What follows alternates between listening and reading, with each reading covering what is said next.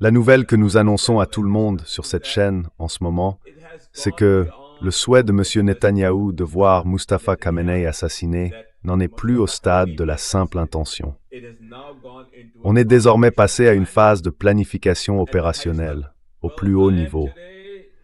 Aujourd'hui, nous sommes le 3 juillet et j'ai le plaisir d'être rejoint par mon cher ami et collègue Vijay Prashad, qui a voyagé un peu partout dans le monde. J'ai vraiment hâte d'entendre son point de vue sur ce qui se passe, car je pense qu'on assiste à un véritable bouleversement tectonique dans l'écosystème géopolitique en place depuis la fin de la Seconde Guerre mondiale. Nous avons beaucoup d'informations à aborder. Vijay a une perspective qui lui est propre, très particulière et surtout très précieuse pour nous. Alors je t'invite, Vijay, vas-y, je t'en prie.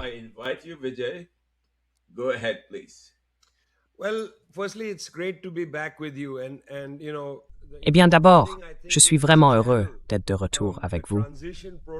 Et vous savez, ce qui est important, je crois, avec cette chaîne, avec ce protocole de transition tel que je le comprends, c'est que nous vivons bien sûr dans un monde en mouvement permanent, avec des changements, des virages, des retournements.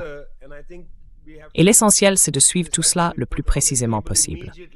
Évidemment, nous sommes en train de discuter ensemble, et je pense qu'il faut le dire tout de suite. C'est la semaine des funérailles d'Ali Khamenei, qui a été tué, et dont les funérailles sont en cours. Sa vie est commémorée en Iran. On s'attend à ce qu'un nombre immense de personnes suivent ce qui s'y passe.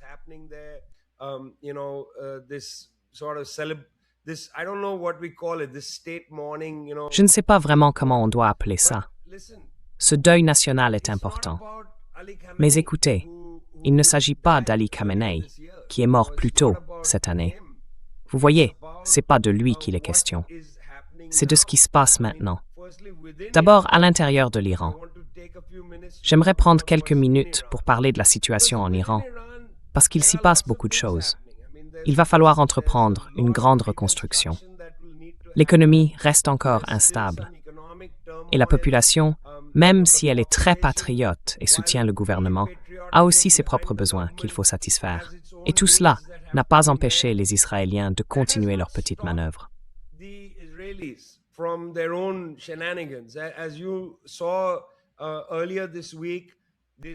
Comme vous l'avez vu plus tôt cette semaine, les Israéliens essayent désespérément de faire échouer le mémorandum d'entente entre les Iraniens et les États-Unis. Ce mémorandum, dont on a déjà parlé, est rédigé, disons, dans un langage que les deux parties peuvent utiliser pour revendiquer une victoire, d'une certaine manière. Oui, ce n'est pas un texte juridique précis, parce qu'il leur laisse en gros 2 mois pour régler encore quelques détails. Mais pendant cette période de 2 mois, les Israéliens essaient, par tous les moyens possibles, de torpiller ce mémorandum d'entente. D'un côté, ils exercent des pressions au Liban, et je pense que c'est important. Ils continuent à faire pression au Liban.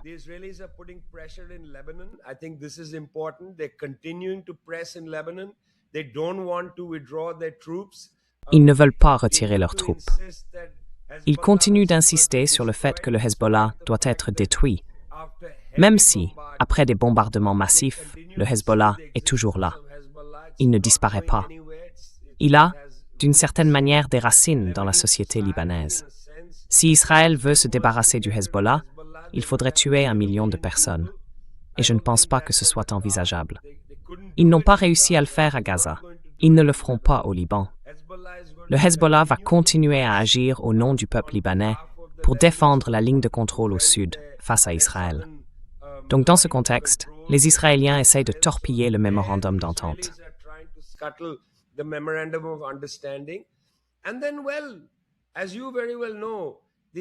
Et puis, eh bien, comme vous le savez très bien, les Israéliens n'ont pas renoncé à l'idée que s'ils éliminent davantage de dirigeants du gouvernement iranien, cela pousserait soit les Iraniens à repasser à l'offensive, soit les États-Unis à intervenir d'une manière ou d'une autre.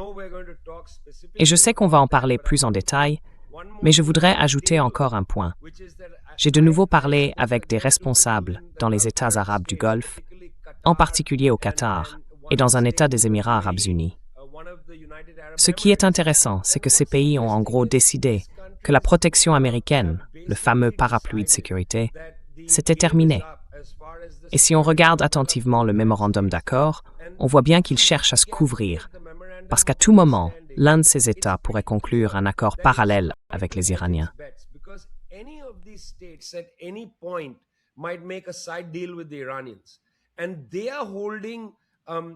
Et ils détiennent une partie de l'argent iranien qui a été gelé.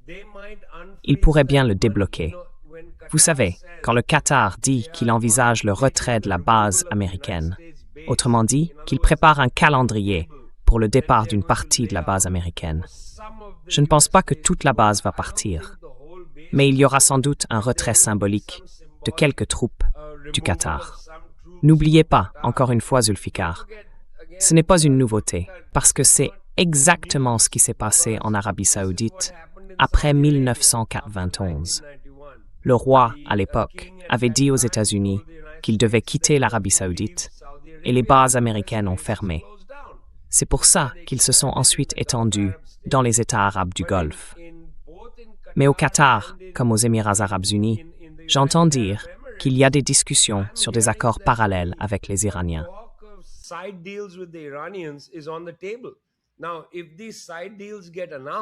Alors, si ces accords parallèles sont annoncés, ça va vraiment porter un coup au plan israélien des accords d'Abraham. Ils ne veulent surtout pas que ces pays s'éloignent, même d'un centimètre de ce qu'ils ont déclaré. Normaliser leurs relations avec Israël et en gros suivre la politique étrangère des États-Unis.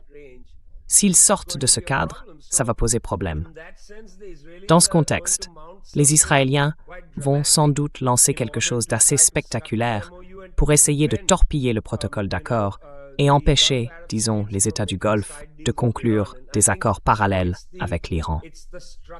Et je pense que c'est cette nécessité structurelle pour Israël de faire un geste fort, qui met en lumière les signaux qu'on entend en ce moment.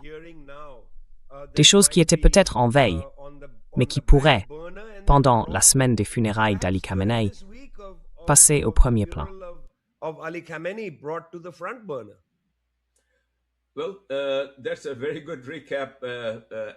Eh bien, c'est un très bon résumé pour notre public, qui est désormais mondial, Vijay, et traduit en 12 langues depuis quelques jours à peine.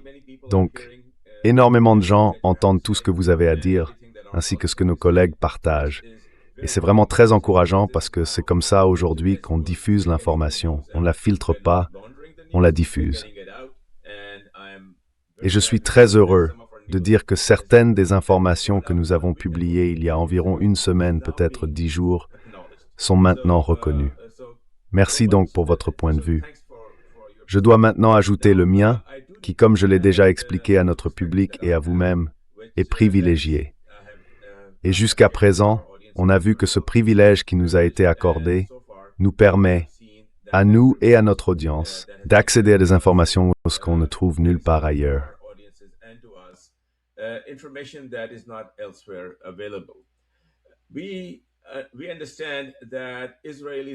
Nous comprenons que les Israéliens sont en réalité désespérés et qu'ils vont tenter des mesures désespérées, peut-être même quelque chose de très spectaculaire. Mais d'un autre côté, nous savons aussi que le Pakistan a montré qu'il était tout à fait capable, notamment grâce au soutien de la Chine et à la technologie qu'il reçoit d'elle, de briser la chaîne de frappe, ce qu'on a déjà pu observer.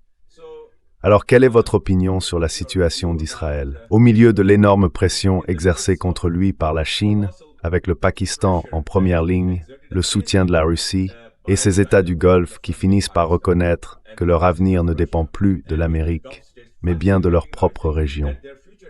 Selon vous, qu'est-ce qui va ressortir de tout cela?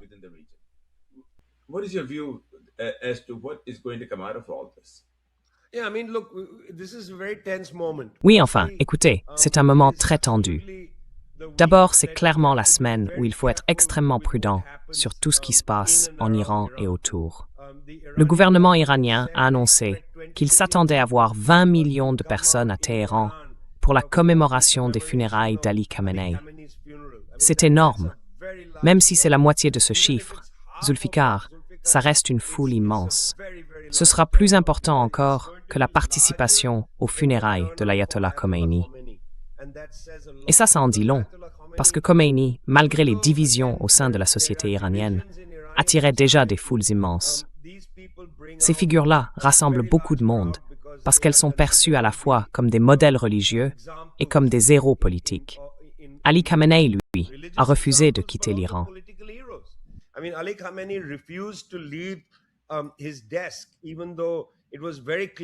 Son bureau, même si c'était évident que les États-Unis allaient le viser, c'était pas un grand exploit de renseignement de bombarder son bureau. Il était assis juste là. Vous savez, il l'avait clairement montré.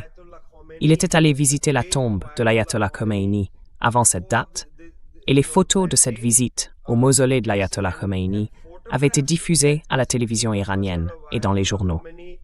En gros, cela revenait à dire qu'il adressait un message à l'ayatollah Khomeini. « Je viens te rejoindre ». Il n'était pas allé au mausolée de Khomeini depuis très longtemps. Ce geste signifiait donc qu'il n'allait pas quitter son poste. C'est pour cette raison qu'il est profondément vénéré. Et ce n'est pas seulement pour son exemple religieux, ni pour le rôle de marja qu'il occupe dans le chiisme.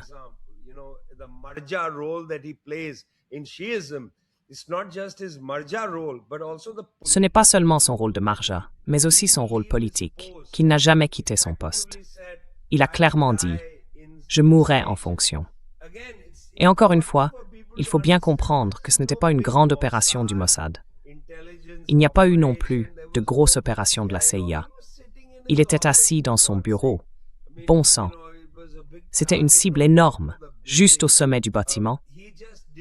Il ne voulait tout simplement pas quitter son poste. Et je pense que c'est un point très important. Alors, entre 20 millions, 10 millions, un très grand nombre de personnes, je ne sais pas combien finiront par descendre dans la rue cette semaine, mais les Iraniens s'attendent à une foule immense. Et le commandant de l'armée iranienne l'a dit très clairement. Nous vengerons les ennemis qui ont tué l'ayatollah Khamenei. Il a vraiment fait cette déclaration. Donc oui, la situation est tendue.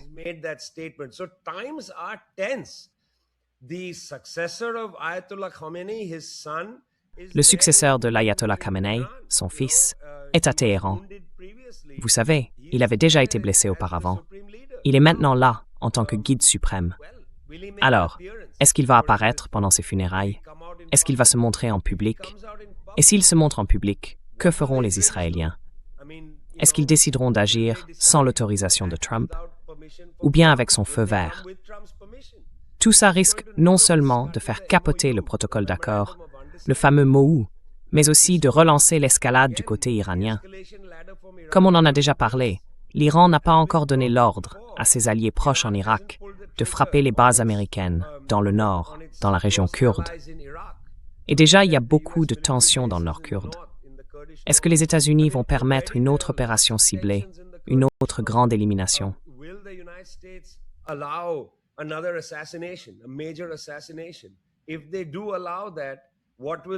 S'ils autorisent ça, quelle sera la riposte?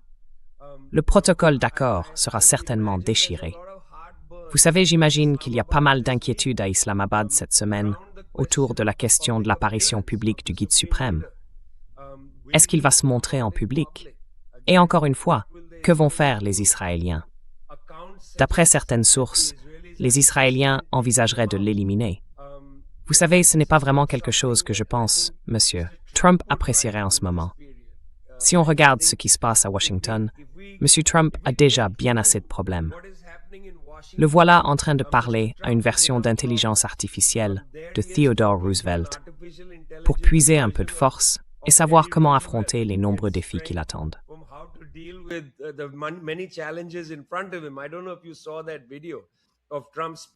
Je ne sais pas si vous avez vu cette vidéo où Trump parle à une version IA de Teddy Roosevelt.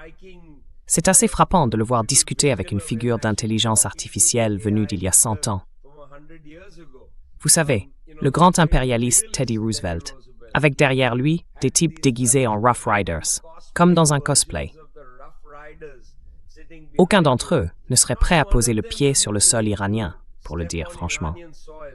Je ne pense pas qu'ils aient envie de se faire descendre un par un. Ils sont très contents de vivre dans une sorte de version Disneyland des Rough Riders, mais ils n'ont aucune envie d'être là-bas. à essuyer les tirs des gardiens de la Révolution, ou même de simples citoyens iraniens patriotes.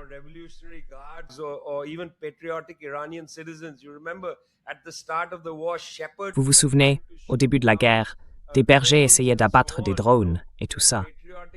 Vous savez, les Iraniens patriotes vont sortir leurs fusils de chasse et tirer sur les troupes américaines. Donc les États-Unis ne veulent pas d'escalade. Mais est-ce que les Israéliens, eux, vont le faire pour s'assurer que les objectifs de M. Netanyahou soient atteints?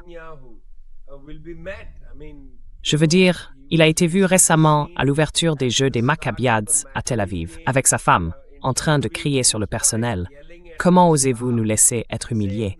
On aurait dû entrer par l'entrée VIP. » Et ainsi de suite. Il est accro au pouvoir. Un ancien chef du Shin Bet, le service de renseignement israélien, en a parlé avec Christiane Amanpour.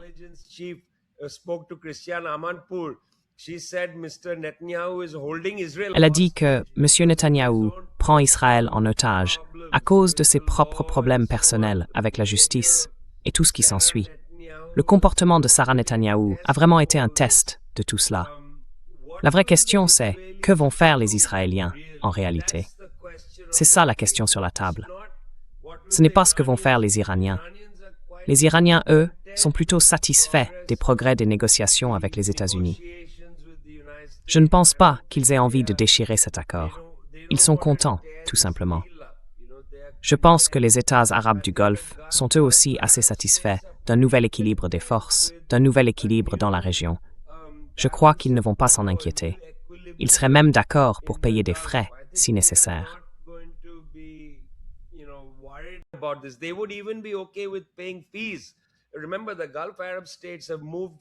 Souvenez-vous, les États arabes du Golfe sont allés bien au-delà de la simple exportation de pétrole brut. Aujourd'hui, ils le transforment.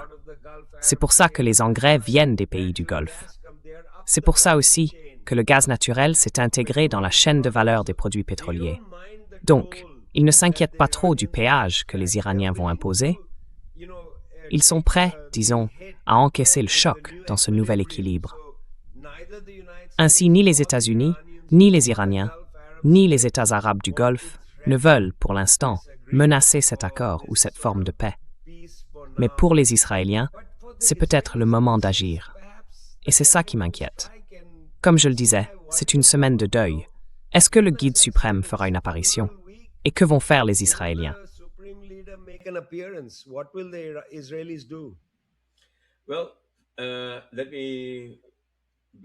Eh bien, laissez-moi vous faire part des informations que j'ai obtenues de sources privilégiées, que je ne peux pas nommer, mais qui jusqu'à présent se sont révélées exactes. En fait, bien plus exactes que ce que nous attendions, et bien en avance sur les informations rendues publiques à ce sujet. Et comme vous le savez, la Chine soutient très fermement ce que fait le Pakistan.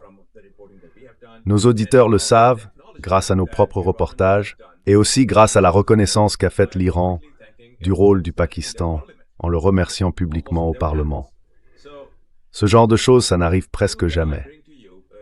Le point de vue que je vous apporte, Vijay, pour votre compréhension, votre analyse, et ensuite pour en discuter avec notre public, c'est que le Pakistan est aujourd'hui très fortement impliqué, à un niveau profond, avec l'Arabie Saoudite, le Qatar, Oman, des pays clés, et qu'il commence aussi à s'impliquer avec la Turquie, l'Égypte et même Bahreïn.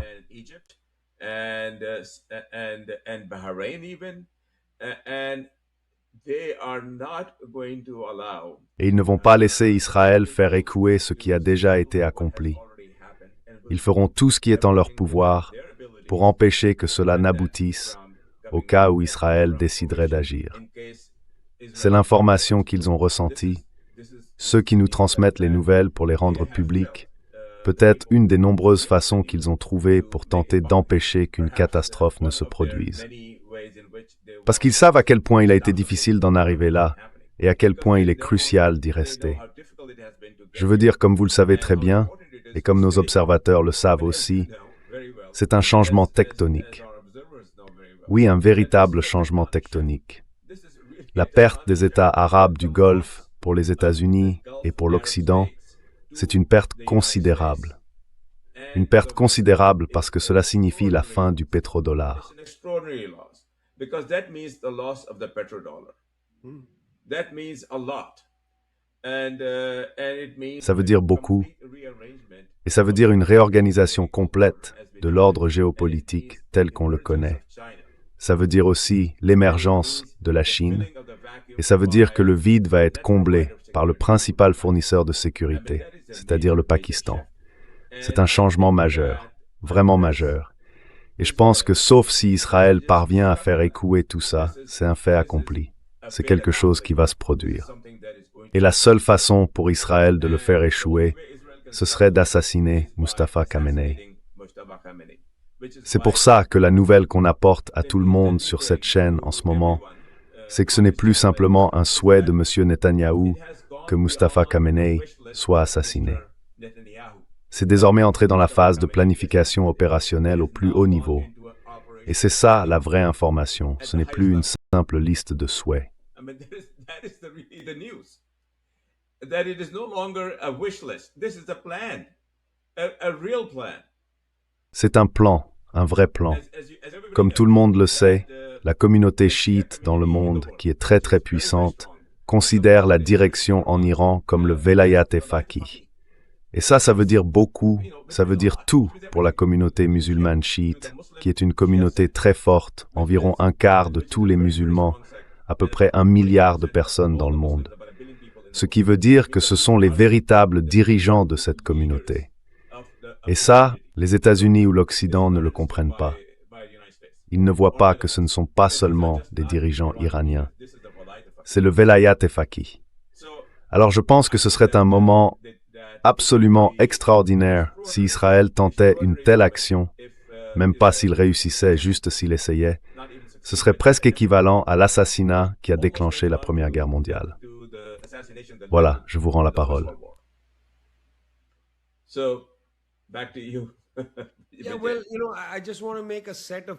Eh bien, vous savez, je voudrais simplement souligner plusieurs points qui sont d'une certaine façon liés entre eux. Le premier, c'est qu'il est clair que, depuis une vingtaine d'années, la politique israélienne ou la doctrine israélienne a beaucoup évolué. C'est important de le garder à l'esprit, surtout au cours de la dernière décennie, ces dernières années. Les Israéliens estiment que, s'ils éliminent la tête des organisations qu'ils considèrent comme des menaces existentielles, alors, d'une manière ou d'une autre, la menace disparaît. À cela s'ajoute l'assassinat de Sayed Hassan Nasrallah, du Hezbollah au Liban, et bien sûr celui d'Ali Khamenei, en février 2026. Ces frappes dites de décapitation, où l'on vise le dirigeant, sont devenues pour Israël une stratégie à laquelle on attribue un effet domino.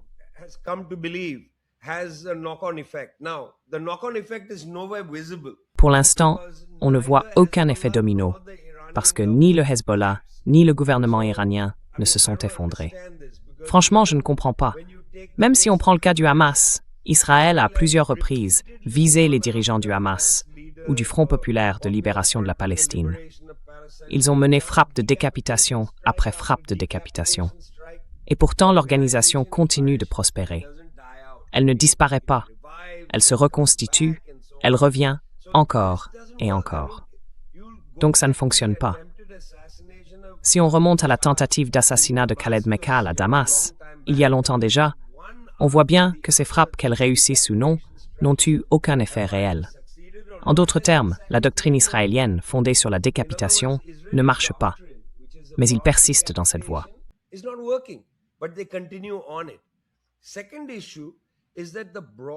Le deuxième problème, c'est que les objectifs plus larges de la politique israélienne restent flous. Est-ce qu'Israël envisage vraiment d'assassiner Mustafa Khamenei, le guide suprême, ou pas? En fait, on ne sait pas très bien quels sont ses objectifs à long terme. Est-ce que la stratégie israélienne vise surtout la dissuasion et le confinement, maintenant qu'un protocole d'accord a été signé? Si c'est le cas, une nouvelle opération de décapitation n'aurait pas beaucoup de sens.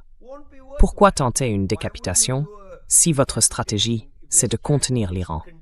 Si l'Iran accepte de réduire ses matières nucléaires, d'autoriser davantage d'inspections, et ainsi de suite, pourquoi lancer une frappe de décapitation? Ce serait déchirer un accord qui, du point de vue du confinement, est plutôt bon.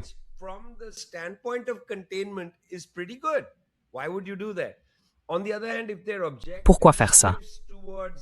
D'un autre côté, si leur objectif devient essentiellement d'empêcher la reconstitution des capacités de l'Iran et tout ce qui va avec, ils pensent peut-être pouvoir réussir avec une nouvelle frappe.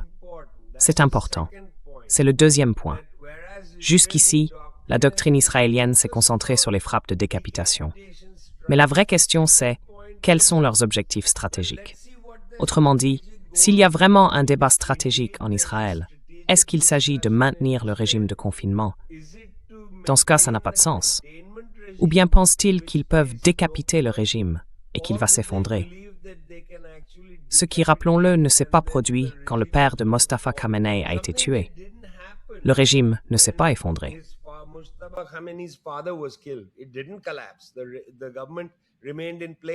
Le gouvernement est resté en place, et ainsi de suite.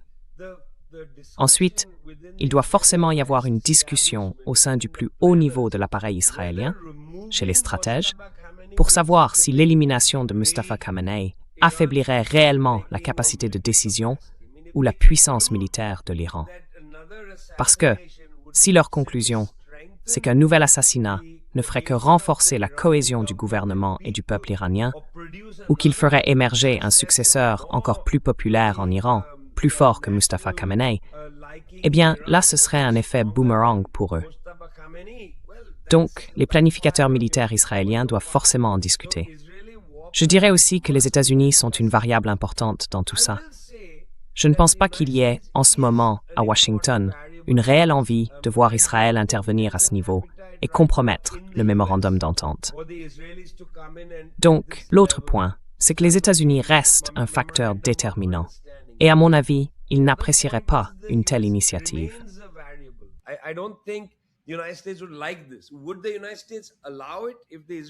Est-ce que les États-Unis le permettraient si les Israéliens insistent? Ils laissent déjà passer beaucoup de choses que les Israéliens finissent par faire de toute façon. Donc ce n'est pas très clair. Mais je veux dire quelque chose à propos de la préparation iranienne. Tu avais déjà évoqué lors de notre dernière conversation la capacité de l'Iran à, en gros, neutraliser ou désactiver l'usage israélien de l'intelligence artificielle et d'autres technologies de surveillance pour localiser les gens, les plus hauts dirigeants, et ainsi de suite. Cette technologie partagée par les Pakistanais, entre autres. Oui, c'est possible. Mais les Iraniens ont fait quelque chose de vraiment, vraiment astucieux pour ces funérailles. Et je veux le souligner. Ce qu'ils ont fait d'abord, c'est qu'ils ont décidé que ces funérailles ne se tiendraient pas dans une seule ville.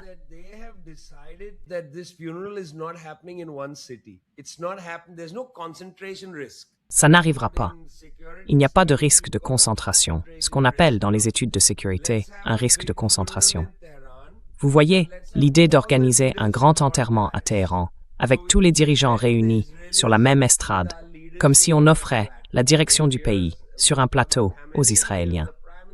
Voilà, voici Mustafa Khamenei, voilà le Premier ministre, voilà ci, voilà ça, l'Assemblée des anciens, des experts, tout le monde assis au même endroit. Un seul tir et ils disparaissent tous. Non, en réalité, ils ont décentralisé les funérailles. Il y en aura à Téhéran, à Ispahan, à Qom, un peu partout dans le pays. Leur direction sera dispersée.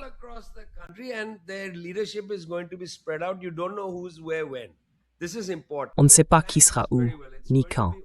C'est important. Ils ont vraiment bien préparé tout ça.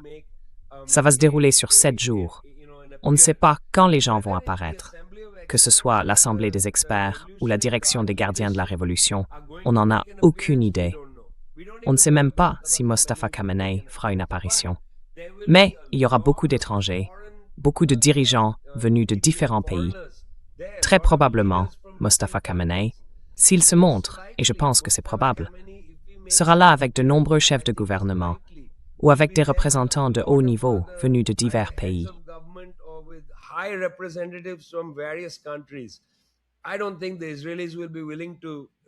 Je ne pense pas que les Israéliens seraient prêts à prendre un risque dans une situation où Mustafa Khamenei serait là, sur l'estrade, avec juste à côté de lui un haut représentant de la Chine et quelqu'un des États-Unis. Franchement, je ne crois pas qu'ils aient le cran de faire une chose pareille. Vraiment, je ne le pense pas. Je crois que les Iraniens ont bien réfléchi à tout ça, d'après toutes les informations disponibles.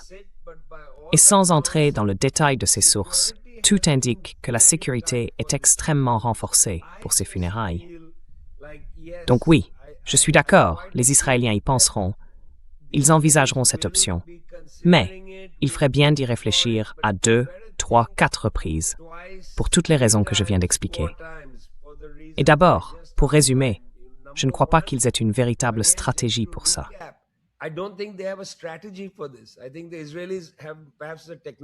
Je pense que les Israéliens ont peut-être la technologie, ou du moins, ils pensent l'avoir, mais ils n'ont pas de stratégie. Quelle est la finalité, au juste? À mon avis, les États-Unis n'autoriseront pas une frappe de leur plein gré. Ils pourraient le faire sous la contrainte, mais pas volontairement. Ce n'est pas une bonne opération pour eux. Et puis, je pense que les Iraniens vont défendre leur direction. Ce sera difficile de les atteindre. Je crois que les Israéliens sont parfois trop sûrs d'eux, trop confiants dans leurs capacités. On l'a vu encore et encore. Il y a une sorte de légende, un mythe autour du Mossad. Le Mossad, c'est plus une légende qu'une réalité. Oui, enfin, vous voyez ce que je veux dire. Et parfois, les critiques du Mossad participent eux-mêmes à entretenir cette image, cette réputation de génie légendaire et d'efficacité absolue.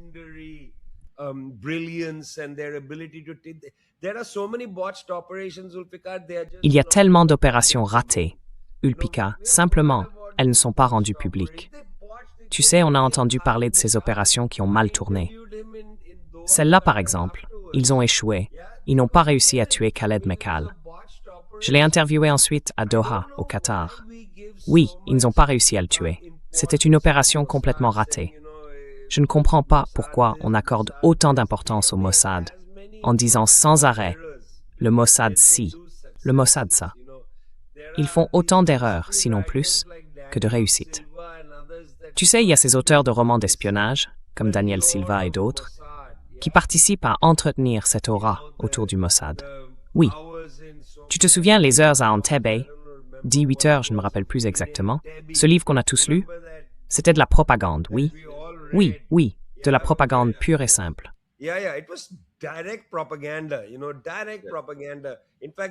Vous savez, c'est de la propagande directe. En fait, le frère de Benjamin Netanyahou a été tué à Entebbe. Ils ont perdu des aviateurs, des soldats et des membres des forces spéciales en essayant de libérer les otages retenus à l'aéroport d'Entebbe. Ils ont perdu des hommes, mais ça, on ne l'a pas vraiment mis en avant. C'est le frère de Netanyahou qui a été tué là-bas. Alors ne tombons pas dans l'idée qu'il serait un service de renseignement extraordinaire. Ils font autant d'erreurs, ils se plantent autant que n'importe qui. Dans ce cas précis, je pense qu'il faut le dire clairement. Si en effet, si les informations sont exactes, ils sont en train de préparer une opération contre Mojtaba Khamenei, je pense que c'est une très mauvaise idée sur le plan stratégique. Pour le monde entier, c'est une très mauvaise idée. Et je pense que leurs chances d'échec sont très élevées.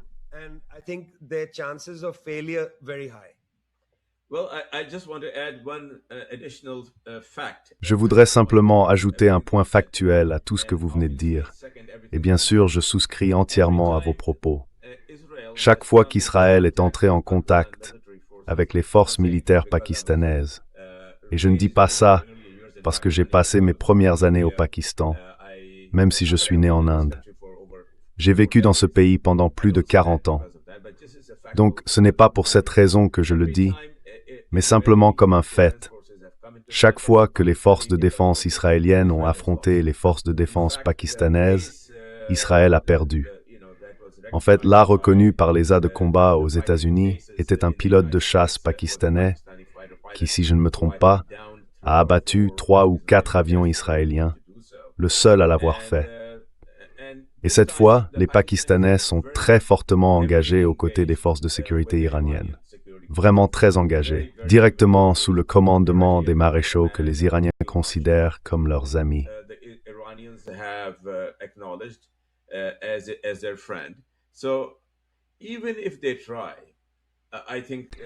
Donc même s'ils essayent, je pense que leurs chances de réussir sont très très faibles, en fait inexistantes.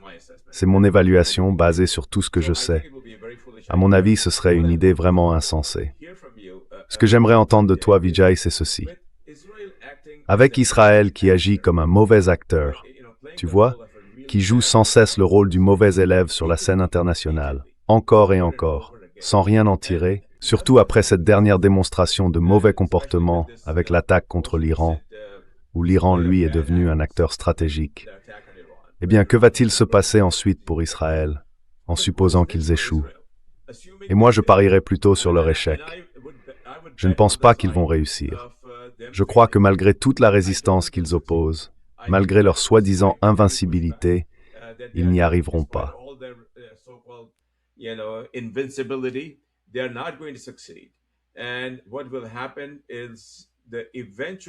Ce qui va se passer, c'est le déclin inévitable de l'influence américaine dans la région.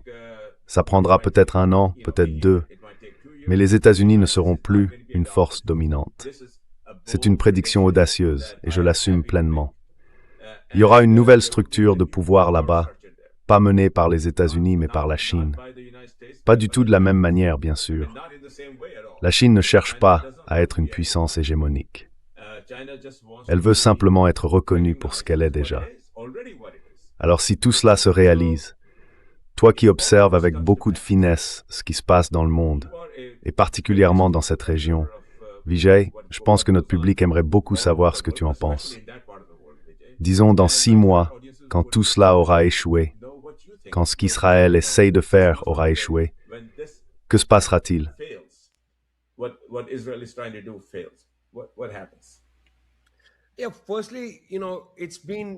Oui, d'abord, vous savez, cela fait maintenant presque 10 ans que la position des États-Unis recule dans les pays du Sud global.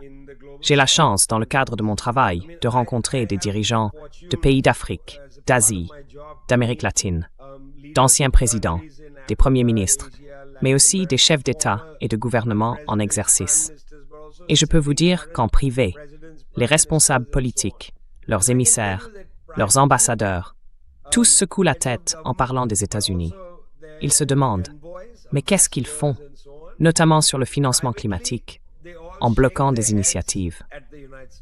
Depuis 2019, les États-Unis bloquent la mise en place d'un panel d'arbitrage à l'Organisation mondiale du commerce, cherchant à saboter le mécanisme d'arbitrage entre États au sein de l'OMC.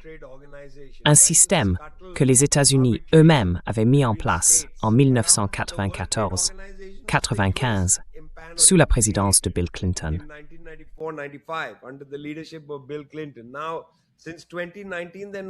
Depuis 2019, ils ne laissent plus fonctionner.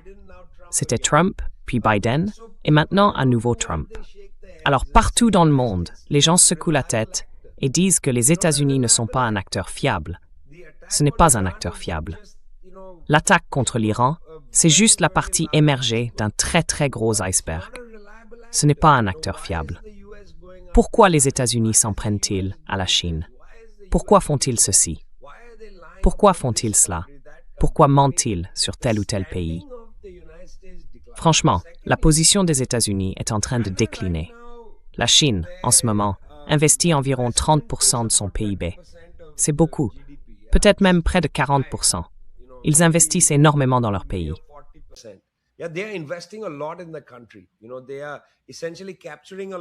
Vous savez, ils captent une grande partie de l'excédent et le réinvestissent dans les infrastructures, dans de nouvelles forces productives.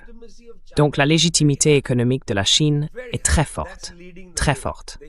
C'est elle qui montre la voie, la légitimité économique de la Chine. Aux États-Unis, ils auraient de la chance si les investissements, la formation nette de capital, atteignaient la dizaine de pourcents.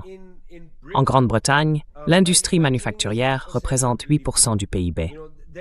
Il n'y a aucun moyen pour que le successeur de Keir Starmer, Andy Burnham, puisse faire remonter ce chiffre.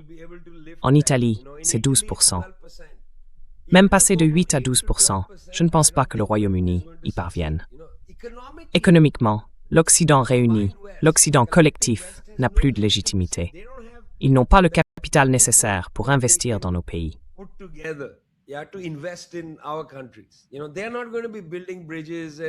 Vous savez, ils ne vont pas construire des ponts des barrages, des centrales électriques ou des usines, ni nous aider à nous industrialiser. En réalité, ils bloquent même la mise en place d'une véritable théorie de politique industrielle pour les pays du tiers-monde, pour les pays du Sud global. Ils la bloquent, tout simplement. La Chine, elle, arrive en disant « Nous, on veut que vous vous industrialisiez. On va investir, on va vous accorder des prêts, on va faire des échanges de devises. » Sur le plan économique, les États-Unis, et plus largement l'Occident collectif, n'ont plus de légitimité économique. Et ensuite, il y a la question de la légitimité diplomatique. Vous vous souvenez, quand la Russie est entrée en Ukraine, Joe Biden a prononcé un discours en disant « Jamais, depuis la Seconde Guerre mondiale, un État membre de l'ONU n'avait attaqué illégalement un autre État membre. » Oui, à l'époque où l'ONU a été fondée.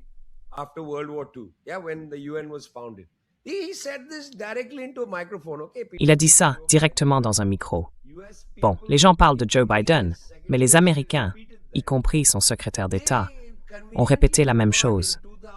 Ils ont juste oublié qu'en 2003, ils ont envahi l'Irak illégalement. Il n'y avait aucune résolution du Conseil de sécurité de l'ONU. Autrement dit, aucune légitimité diplomatique. Tout le monde sait que les États-Unis passent pour des clowns en matière de diplomatie. Ils étaient en plein milieu de négociations très avancées avec l'Iran, négociations menées sous la médiation d'Oman. Et là, ils bombardent l'Iran alors que l'accord était presque conclu. C'est le ministre omanais des Affaires étrangères qui l'a dit. Donc, la légitimité diplomatique des États-Unis est en chute libre. Leur légitimité institutionnelle, elle, est nulle.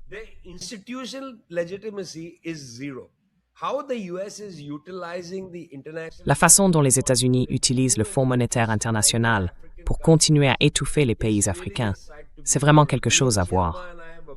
Grieve Shelva et moi, on publie ce mois-ci un livre intitulé « Comment le Fonds monétaire international étrangle l'Afrique ». Oui, on y montre en détail le manque de légitimité institutionnelle de ces structures dirigées par les États-Unis. Parce qu'en ce moment, le FMI est complètement sous la pression du département du Trésor américain. Pendant ce temps, les pays des BRICS essaient de créer une nouvelle légitimité institutionnelle à travers leurs propres structures, notamment les BRICS eux-mêmes, mais aussi l'Organisation de coopération de Shanghai en Asie et le RCEP, le plus grand bloc commercial qui s'étend des deux côtés de l'océan Pacifique.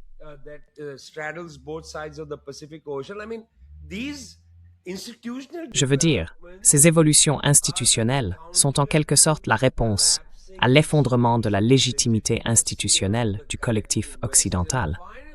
Et enfin, vous savez, j'ai déjà parlé de légitimité économique, diplomatique, institutionnelle.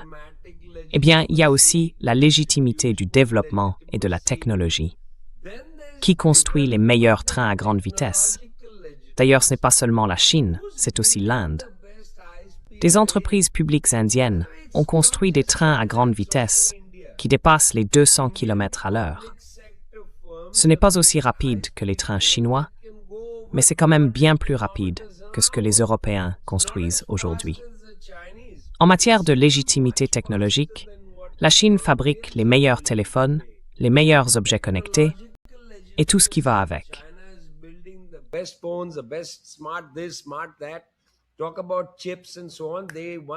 On parle de puces et tout ça. Une fois qu'ils ont été sanctionnés, ils ont fabriqué leurs propres puces. C'est une question de légitimité en matière de développement et de technologie. Personne ne regarde plus vers les États-Unis pour des conseils sur la modernisation. Les regards se tournent vers l'Asie, vers la Chine, l'Indonésie, l'Inde, d'autres pays de l'Est. Vous voyez, c'est vers eux qu'on se tourne, pas vers l'Occident. Donc, quand on parle de légitimité diplomatique, économique, institutionnelle, de développement ou technologique, l'Occident collectif n'est tout simplement pas prêt. Et même le Japon. C'est ça qui est intéressant pour nous. Même le Japon essaie d'arranger les choses avec la Chine. Oui, même le Japon.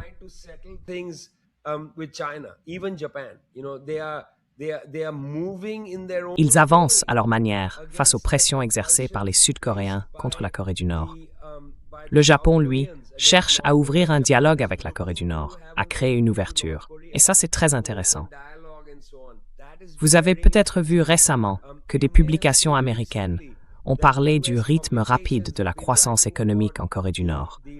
Ces articles de magazines qui sortent en ce moment sont vraiment intéressants. Qu'est-ce qui les motive? Bon, il y a le fait que la croissance est forte, d'accord? Ça peut en partie l'expliquer. Mais c'est aussi lié au fait que dans l'ordre sécuritaire américain autour de la Chine, on commence à voir des fissures, des failles.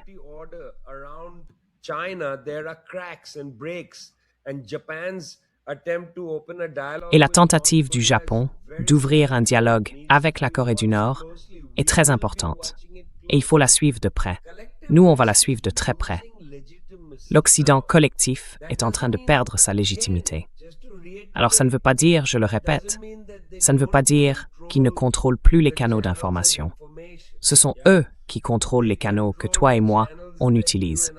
Ce sont eux qui détiennent la majorité des satellites du monde, la majorité des câbles sous-marins. S'ils le veulent, ils peuvent ralentir la vitesse d'envoi et de téléchargement de notre chaîne. Ils peuvent faire tout ça. Ils peuvent tout faire, sauf nous interdire directement sur YouTube. Ils peuvent nous rendre invisibles en ralentissant la transmission, et ainsi de suite.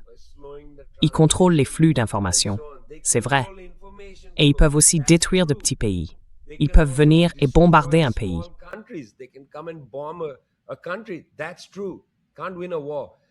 C'est vrai. On ne peut pas gagner une guerre.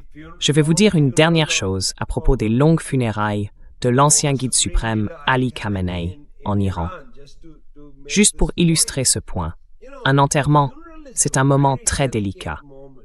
Et si les Israéliens envisagent sérieusement de frapper pendant cette période, ils s'aventurent sur un terrain totalement nouveau. Je me suis un peu renseigné, vous savez, pour voir s'il y avait déjà eu des frappes lors de funérailles comparables.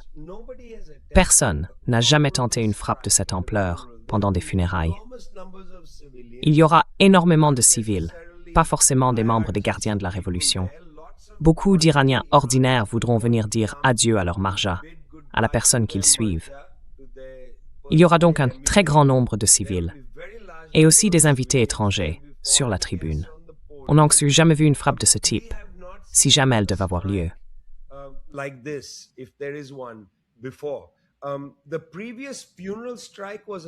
La précédente frappe sur des funérailles, c'était une frappe saoudienne à Sanaa, au Yémen, en 2016.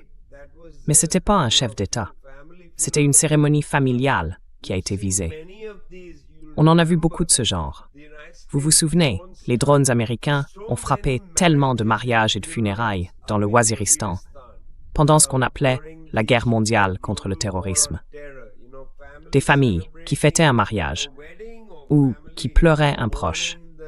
Et là, boum, une frappe de drone, toute la famille anéantie. Vous vous rappelez, les États-Unis faisaient aussi ça en Afghanistan.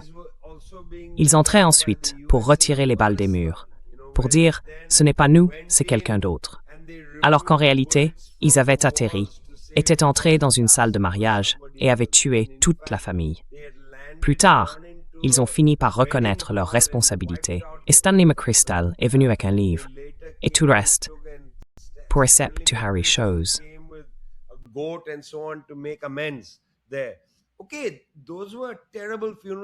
D'accord, ces frappes lors des funérailles étaient terribles, mais elles ne visaient pas un marja, elles ne visaient pas le chef d'un gouvernement.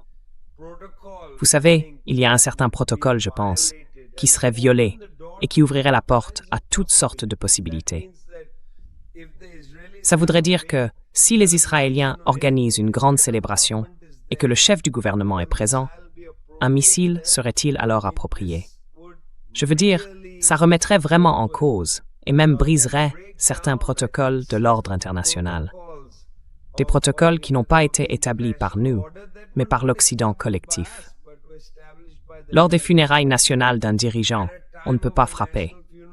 Il y a une sorte d'accord tacite, vous voyez, posé sur la table.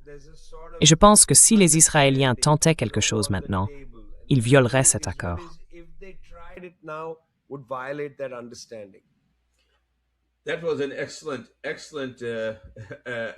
C'était un excellent, vraiment excellent résumé de tout ce dont nous avons parlé, Vijay. Merci beaucoup d'avoir permis que cette discussion ait lieu.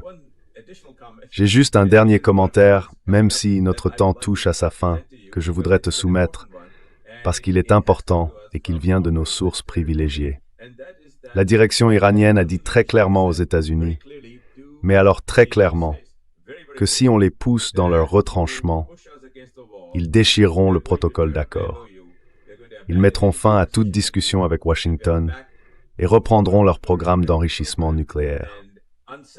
Ce qui n'a pas été dit, mais que tout esprit un peu lucide comprend, c'est que cela mènerait à la fabrication d'une bombe.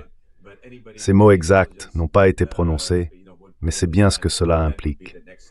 Donc c'est un scénario possible si l'Iran est acculé, et une frappe de ce type aurait précisément cet effet. Qu'en penses-tu?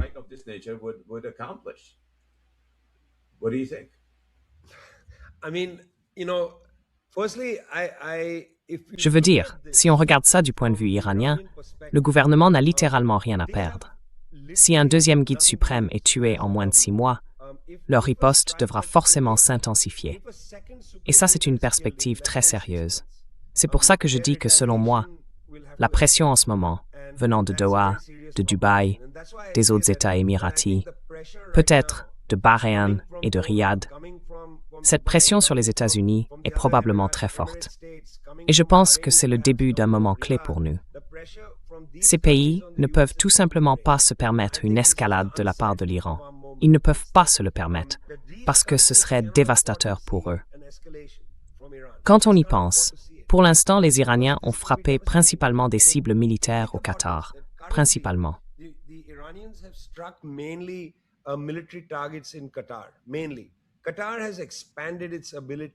Le Qatar a développé sa capacité à transformer le pétrole brut pour produire toutes sortes de produits. Si l'Iran décidait de frapper les infrastructures industrielles du Qatar, ce serait un coup terrible, un vrai désastre pour le pays. Le Qatar ne peut pas se permettre une escalade, vous voyez.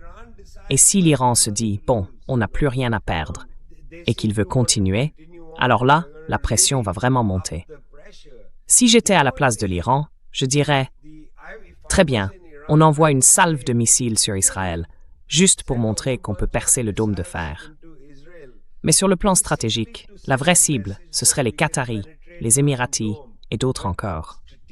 L'objectif serait de détruire leur capacité industrielle. Et ensuite, on verrait bien ce qui se passe.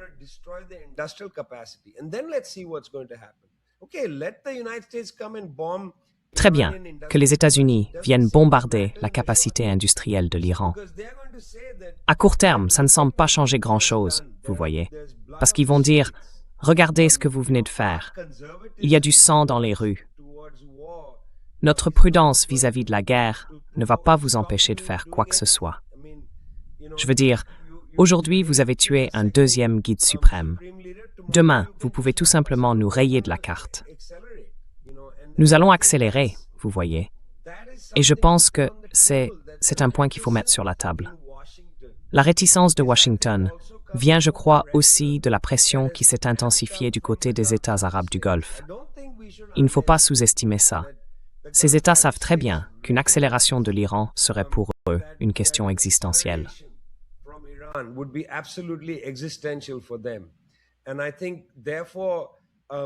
Et donc, est-ce qu'ils donnent le feu vert à une frappe israélienne? Je ne le pense pas.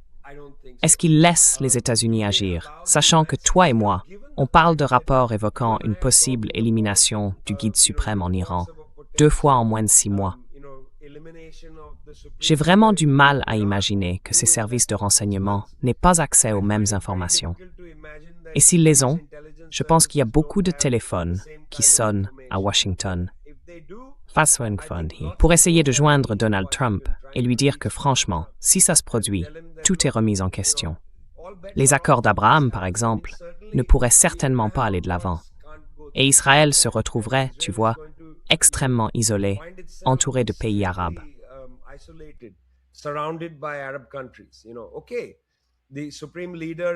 Bon, le guide suprême et les Iraniens ne sont pas des Arabes. Mais je ne pense pas que ça change grand-chose quand les missiles partent et frappent la capacité industrielle des États arabes du Golfe. Parce que, soyons clairs, la manne financière pour tout le monde passe par ces États du Golfe. Je veux dire, qui finance le gouvernement égyptien en ce moment? Qui soutient le gouvernement syrien aujourd'hui? Si cette manne s'arrête, ces pays sont en grand danger. Comment M. Sisi va-t-il gérer les dizaines de millions de personnes frustrées par la situation en Égypte, mais qui, pour l'instant, sont calmées par l'argent venant d'Arabie saoudite et d'ailleurs? Si cet argent s'arrête parce que la capacité industrielle est touchée, comment ces gouvernements vont-ils continuer? Franchement, les Israéliens font preuve d'une grande imprudence.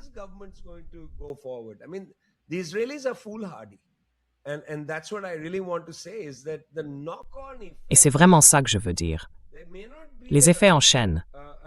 Il n'y aura peut-être pas d'attaque de l'Égypte contre Israël, tu vois. Peut-être rien de ce genre.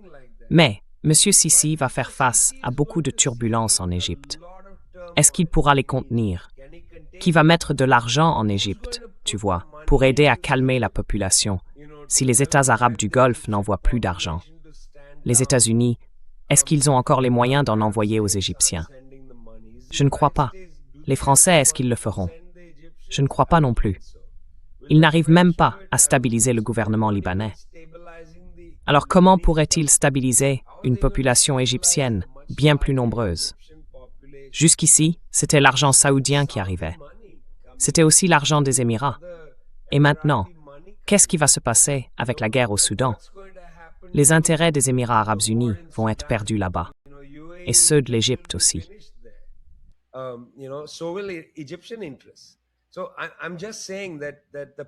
Ce que je veux dire, c'est que la pression exercée sur Washington par les États arabes du Golfe pour contenir Israël est très forte. Et il ne faut surtout pas la sous-estimer. Je veux redire ce que je vous ai déjà dit. De la même façon que je dis qu'il ne faut pas exagérer le génie du Mossad, un service de renseignement qui échoue aussi souvent qu'il réussit, il ne faut pas non plus surestimer la capacité des États-Unis à arrêter Israël. Mais en même temps, il ne faut pas sous-estimer la capacité des États arabes du Golfe à dire aux États-Unis « Écoutez, si vous les laissez faire quelque chose comme ça, les représailles vont frapper la capacité industrielle des États du Golfe. Nous ne pourrons plus contenir la population égyptienne. À ce moment-là, ils vont se précipiter dans le Sinaï, traverser Rafah, entrer à Gaza. Et là, je ne sais pas du tout comment réagira l'armée égyptienne.